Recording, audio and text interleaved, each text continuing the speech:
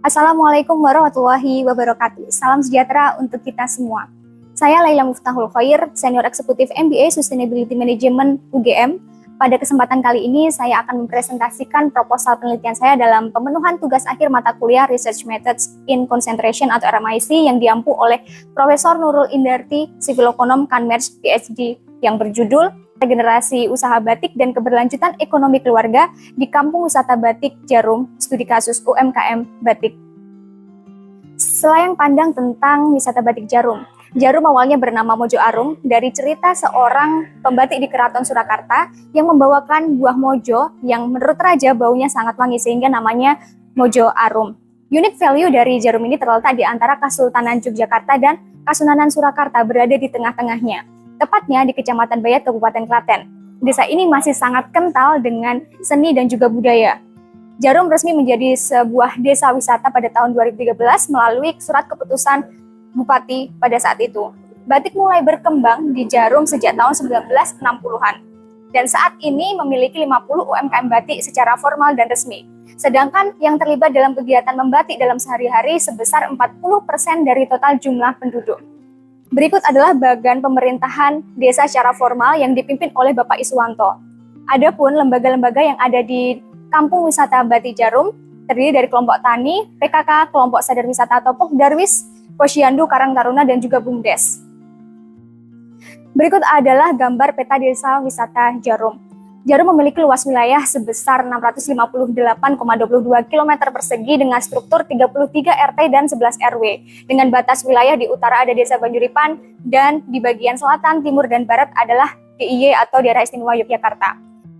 Dari diagram berikut profil usaha penduduk Desa Djarum, usia muda 0-14 tahun sebesar 20,9% dan usia tua lebih dari 64 tahun sebesar 11,8%, serta usia produktif yang berada di antara 15 hingga 64 tahun sebesar 67,3%. Adapun total penduduk yang ada di Desa Djarum ini sendiri adalah 3.239 jiwa dengan komposisi laki-laki sebesar 1.615 jiwa dan sisanya perempuan. Kemudian berikut adalah diagram persebaran jumlah penduduk menurut jenis kelamin yang cukup merata di antara RW dan juga RT-nya. Berdasarkan jenis pekerjaan yang ada di Desa Djarum, diagram persebaran penduduk berdasarkan jenis pekerjaan paling tinggi didominasi sebagai buruh harian lepas. Kemudian yang kedua adalah pelajar atau mahasiswa dan yang ketiga belum bekerja atau tidak bekerja, sehingga masih sangat besar potensi untuk memberdayakan masyarakat yang ada di Desa Djarum. Selanjutnya adalah total UMKM tahun 2020 hingga tahun 2023 tercatat dari Kemenkeu sebesar paling tinggi berada di Jawa Tengah. UMKM atau usaha mikro kecil menengah menjadi sektor ekonomi yang vital karena memberikan kontribusi besar terhadap lapangan kerja, pertumbuhan ekonomi lokal, dan juga pemerataan kesejahteraan masyarakat. Kemudian dari data diagram persebaran 10 provinsi terbanyak industri batik menurut Goodstats, pada tahun 2025, Jawa Tengah menempati posisi yang pertama. Jawa Tengah menjadi provinsi tertinggi dengan jumlah UMKM khususnya batik. Namun isu regenerasi di dalam perbatikan ini terus menurun dari waktu ke waktu. Berdasarkan data APPBI, Asosiasi Perajin dan Pengusaha Batik Indonesia dalam herstory.co.id, tahun 2020 lalu diperkirakan jumlah perajin batik mencapai 151.565 orang. Namun saat ini hanya tinggal 37.914 perajin batik saja yang masih berproduksi dan bertahan. Sebagai contoh lain, berdasarkan Okezon 2023 mengungkapkan bahwa di Cirebon dari 25 perajin batik kini tinggal 2 saja. Di Kudus, generasi lebih memilih bekerja di pabrik daripada menjadi perajin batik. Begitu pula di Giriloyot, Yogyakarta, dan juga Trenggalek. Di Desa Djarum, perajin batik didominasi usia produktif mendekati usia lanjut. Dan masih banyak sekali usia lanjut yang masih berkegiatan batik. Namun, minim generasi muda yang terjun di dalamnya. Rata-rata lebih memilih bekerja sebagai pegawai swasta, menjadi TKI di luar negeri, dan juga buruh harian lepas. Sehingga diputuskan rumusan masalah dalam perencanaan topik penelitian saya. Yang pertama adalah penurunan minat generasi muda untuk melanjutkan usaha batik keluarga di Kampung Wisata Batik Djarum dapat mengancam keberlanjutan UMKM batik yang ada. Yang kedua adalah peran BUMDes dan Pokdarwis dalam mendukung regenerasi dalam keberlanjutan UMKM di Kampung Wisata Batik Djarum masih perlu dieksplorasi lebih lanjut, mengingat tantangan yang dihadapi dalam melibatkan generasi muda dan memperkuat kapasitas usaha batik keluarga. Dan yang terakhir adalah tantangan dalam memperkuat sinergi antar stakeholder, yaitu BUMDes, Darwis, pelaku UMKM, dan pemerintahan untuk menciptakan model bisnis yang mendukung keberlanjutan UMKM sebagai bagian dari pengembangan desa wisata budaya. Kita lanjutkan ke pertanyaan rencana penelitian yang akan saya lakukan. Yang pertama adalah apa faktor-faktor yang menyebabkan penurunan minat generasi muda untuk melanjutkan usaha batik keluarga di Kampung Wisata Batik Jarum. Yang kedua adalah bagaimana peran BUMDes dan juga Darwis dalam mendukung generasi usaha batik dan keberlanjutan UMKM batik di Kampung Wisata Batik Jarum. Dan yang terakhir adalah bagaimana sinergi antar stakeholders dapat memperkuat model bisnis UMKM batik dan juga mendukung keberlanjutan Kampung Wisata Batik Jarum sebagai desa wisata budaya. Adapun tujuan dari penelitian ini adalah menganalisis faktor-faktor yang mempengaruhi penurunan minat generasi muda dalam melanjutkan usaha batik keluarga dan dampaknya terhadap keberlanjutan UMKM batik di Kampung Wisata Batik Jarum. Yang kedua adalah menganalisis peran BUMDes dan juga Darwis dalam mendukung regenerasi usaha batik dan keberlanjutan UMKM batik di Kampung Wisata Batik Jarum, serta untuk mengevaluasi kebijakan atau program yang telah dilaksanakan oleh kedua organisasi tersebut. Dan yang terakhir, menganalisis sinergi antara BUMDes, Darwis, pelaku UMKM, dan pemerintah setempat dalam menciptakan model bisnis yang mendukung keberlanjutan UMKM batik dan memperkuat peran Kampung Wisata Batik Jarum sebagai desa wisata budaya. Sehingga jika penelitian ini dapat dilakukan, maka terdapat manfaat penelitian. Yang pertama, secara akademis, penelitian ini memperkaya literatur akademik dengan memberikan wawasan mendalam tentang regenerasi UMKM batik dan keberlanjutan usaha keluarga di sektor budaya, serta mengembangkan pemahaman mengenai bagaimana sinergi antar stakeholder dapat mendukung keberlanjutan ekonomi di desa wisata budaya. Yang kedua adalah secara praktis. Penelitian ini memberikan rekomendasi praktis untuk pemerintah, BUMDes, dan juga Darwis dalam merancang kebijakan dan program yang efektif untuk mendukung regenerasi UMKM batik serta meningkatkan keterlibatan generasi muda dan penggunaan teknologi untuk keberlanjutan usaha batik di Kampung Wisata Batik Jarum. Adapun batasan dalam rencana penelitian ini, ruang lingkup penelitian fokus pada Kampung Wisata Batik Jarum tanpa memperluas pada sektor lain yang mungkin juga berkontribusi pada pengembangan ekonomi lokal. Populasi dan subjek yang akan dilakukan untuk penelitian ini adalah 20 pelaku UMKM batik, pengelola BUMDes, pengelola Darwis, dan juga kepada lurah. Dan fokus tematiknya adalah fokus pada aspek sosial, ekonomi, dan juga kebijakan terkait dengan regenerasi dan keberlanjutan UMKM batik tanpa mengeksplorasi aspek teknis atau lingkungan yang lebih mendalam terkait dengan produksi batik, misalnya teknik pewarnaan, dampak lingkungan, dan lain sebagainya. Adapun dalam penelitian ini, untuk kajian pustakanya yang akan digunakan adalah yang pertama, Triple Bottom Line Theory. TBL teori ini dikemukakan oleh Ellington pada tahun 1997 mencakup 3 pilar keberlanjutan. Yang pertama adalah ekonomi, sosial, dan lingkungan. Untuk yang pertama, ekonomi atau profit. Meningkatkan kesejahteraan keluarga melalui regenerasi usaha batik, menciptakan lapangan kerja, dan meningkatkan daya saing berdasarkan Ellington 1997. Kemudian berdasarkan Beron dan Cruz pada tahun 2012, people atau secara sosial melibatkan generasi muda dalam usaha untuk melestarikan budaya dan memperkuat identitas sosial. Dan yang ketiga adalah planet atau lingkungan. Menggunakan teknik ramah lingkungan seperti pewarna alami dalam produksi batiknya untuk mendukung keberlanjutan ekosistem berdasarkan Ellington 1997.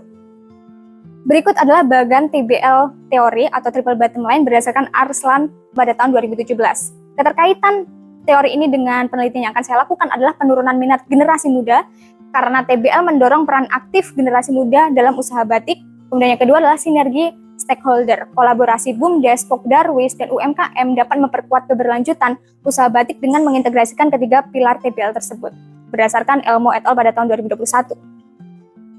Yang kedua adalah stewardship theory. Stewardship theory diperkenalkan oleh Davis, Surman, dan Donaldson pada tahun 1997. Yang berpendapat bahwa dalam usaha keluarga, pengelola atau generasi muda bertindak sebagai penjaga atau steward yang bertanggung jawab untuk melindungi dan juga mengelola usaha demi keberlangsungan jangka panjang.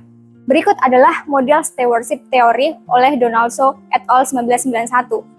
Adapun komponen dari bagan yang sudah ditampilkan adalah yang pertama shareholders profit and returns. Dalam konteks UMKM batik di kampung wisata, ini berarti generasi muda tidak hanya bertindak sebagai kepentingan pribadi, tetapi untuk budaya jangka panjang. Wells et al. Pada tahun 2013 menunjukkan bahwa generasi muda yang merasa terikat pada warisan keluarga cenderung berkomitmen untuk menjaga dan meningkatkan usaha keluarga. Yang kedua adalah Empower and Trust. BUMDes dan juga Pokdarwis berperan memberikan pelatihan dan akses pasar kepada generasi muda. Kepercayaan dan pemberdayaan meningkatkan komitmen jangka panjang generasi muda dalam mengelola usaha. Ini berdasarkan memilih et al. Pada tahun 2018. Dan yang terakhir adalah Intrinsic and Extrinsic Motivation. Motivasi intrinsik atau rasa tanggung jawab dan ekstrinsik atau imbalan finansial yang didapatkan mendorong generasi muda untuk mengelola usaha dengan lebih baik dan melestarikan budaya batik tersebut. Menurut Clark and Kilf pada tahun 2021 menekankan bahwa motivasi intrinsik sangat penting untuk keberlanjutan dan pertumbuhan usaha keluarga. Selanjutnya adalah Local Economic Development atau LED Theory. Edward Beckley dan Nancy memperkenalkan teori pengembangan ekonomi lokal dalam bukunya yang berjudul Planning Local Economic Development pada tahun 2013. Teori ini menekankan pada pemberdayaan komunitas lokal melalui kolaborasi antar sektor. Adapun komponen-komponen dalam bagan basic komponen LED teori ini yang pertama adalah penciptaan lapangan pekerjaan. LED fokus pada penciptaan lapangan pekerjaan melalui pendirian usaha dan pengembangan usaha yang sudah ada. Kemudian yang kedua adalah pengembangan keterampilan dan pengetahuan. Pengembangan kapasitas sumber daya manusia menjadi komponen kunci dalam LED teori ini. Dan yang ketiga adalah lingkungan bisnis yang mendukung.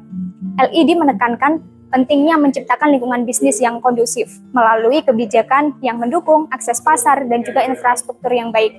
Dan yang keempat adalah kualitas lokasi dan lingkungan. Kualitas fisik dan sosial dari lokasi tempat usaha beroperasi juga sangat penting.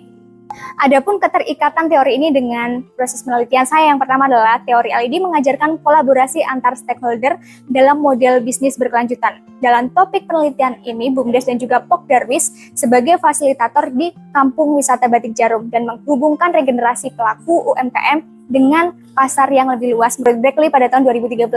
Dan yang kedua adalah teori LED memberikan framework mengembangkan kapasitas UMKM batik dapat memperkuat perekonomian lokal sehingga meningkatkan daya saing menurut Todaro et al. Pada tahun 2011. Selanjutnya adalah dari penelitian terdahulu. Penelitian yang dilakukan oleh Samuel DKK pada tahun 2024 mengangkat masalah reorganisasi memediasi hubungan antara niat kewirausahaan dan transfer bisnis antar generasi dalam usaha kecil menengah atau UMKM. Metodenya menggunakan analisis multigroup dan model persamaan struktural, dan hasilnya menunjukkan bahwa reorganisasi berperan sebagai mediator parsial dan hubungan antar niat kewirausahaan dan transfer regenerasi bisnis keluarga.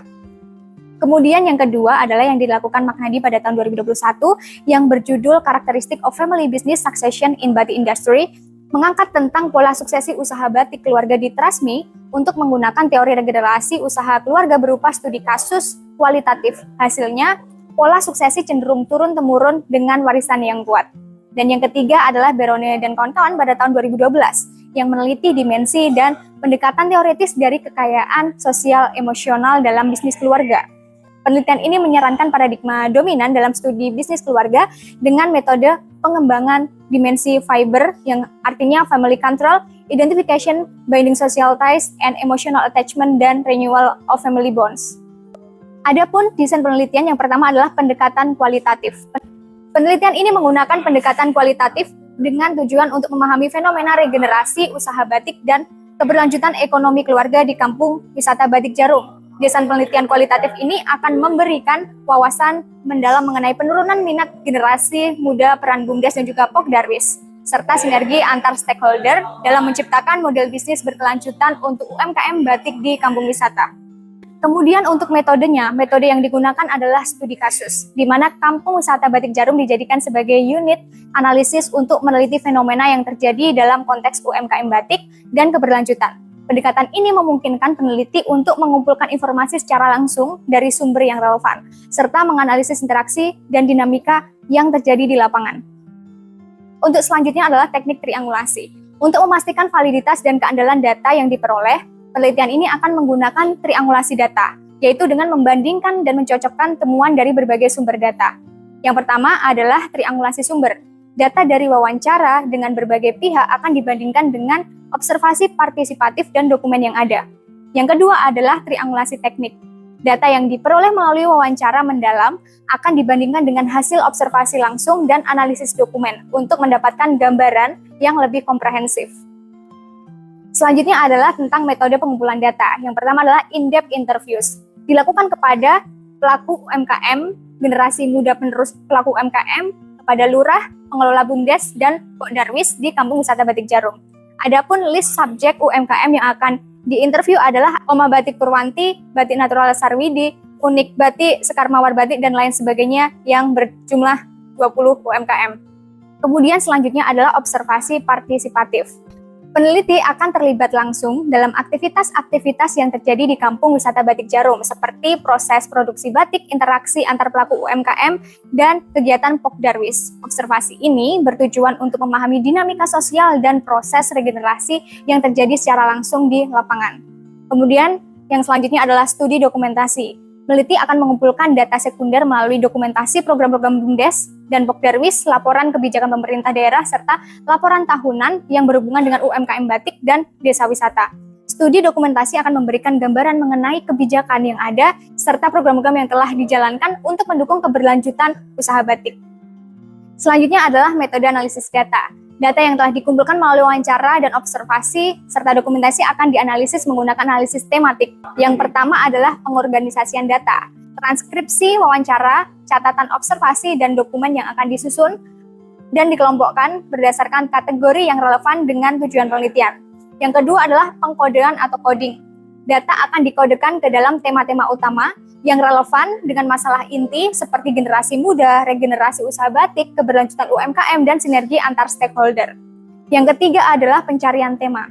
Tema yang muncul akan dianalisis untuk melihat hubungan antar tema tersebut, serta mengidentifikasi pola-pola yang muncul terkait dengan keberlanjutan UMKM batik. Kemudian selanjutnya adalah analisis konteks. Data dianalisis dalam konteks sosial, budaya, dan ekonomi yang ada di Kampung Wisata Batik Jarum, dengan mempertimbangkan faktor eksternal yang mempengaruhi regenerasi dan juga keberlanjutan UMKM. Selanjutnya adalah interpretasi dan kesimpulan. Temuan analisis tematik akan diinterpretasikan dan dikaitkan dengan teori untuk menjawab pertanyaan penelitian dan juga tujuan penelitian. Adapun tools yang akan digunakan untuk menganalisis data adalah NVivo, Microsoft Excel, dan juga manual coding. Demikian presentasi dan pemaparan dari proposal penelitian yang akan saya lakukan. Saya Laila Muftahul Khoir, pamit undur diri. Terima kasih.